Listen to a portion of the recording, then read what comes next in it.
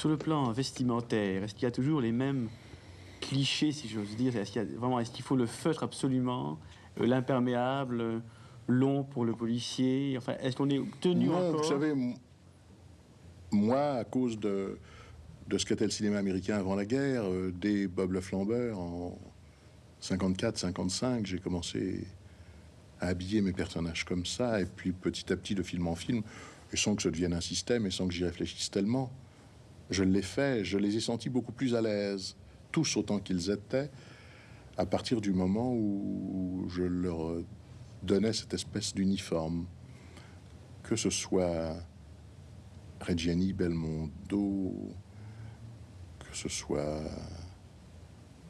Delon, que ce soit Montand.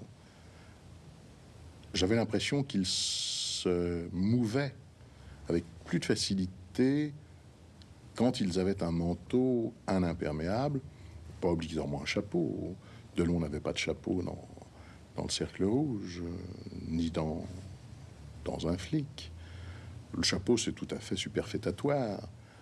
Je crois que c'est un bel ornement. Je crois que c'est quelque chose qui finit bien la silhouette d'un homme quand le film se passe en hiver, sur un ciel gris, avec des arbres sans feuilles, avec des voitures qui freinent pour se ranger le long du trottoir.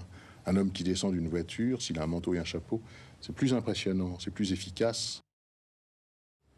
Je crois que c'est dangereux de se dire, quand on écrit un scénario et quand on tourne un film, je veux à tout prix y placer un morceau de bravoure entre la 7e et la 9e bobine, puisque c'est à peu près là qu'on les place généralement. Je pense que le morceau de bravoure, c'est le film en entier. Et si un film est réussi, il est un morceau de bravoure. Vouloir à tout prix y mettre quelque chose qui peut passer à tort ou à raison comme morceau de bravoure, et surtout vouloir le situer à tout prix dans cette fameuse deuxième partie de film, début de la deuxième partie de film, je crois que c'est une erreur que de vouloir le faire. Il faut toujours essayer de raconter une histoire avec le maximum d'efficacité, et il faut toujours essayer de la raconter ensuite en images et en son, avec le souci constant de travailler pour des gens qui sont venus se distraire et qui ne sont pas venus tellement pour réfléchir quand ils font cet acte difficile de prendre leur voiture, ranger leur voiture, traverser en courant, faire la queue ou ne pas faire la queue, aller dans un cinéma. Je crois de plus en plus, enfin en vieillissant, qu'on peut, sans se déshonorer le moins du monde et sans faire de concessions, faire des films de distraction à partir du moment où ils ont ce label, entre guillemets, de film policier. Dans le Cercle Rouge, peut-être que le casse de la bijouterie peut être considéré comme un morceau de bravoure, je ne me rends pas compte, parce que je ne suis vraiment pas spectateur de mes films, je ne connais rien à mes films. Une fois que je les ai réalisés et livrés, d'abord je ne les vois pas. Il y a des films que je n'ai pas encore vus et que je ne verrai jamais d'ailleurs, que j'ai fait.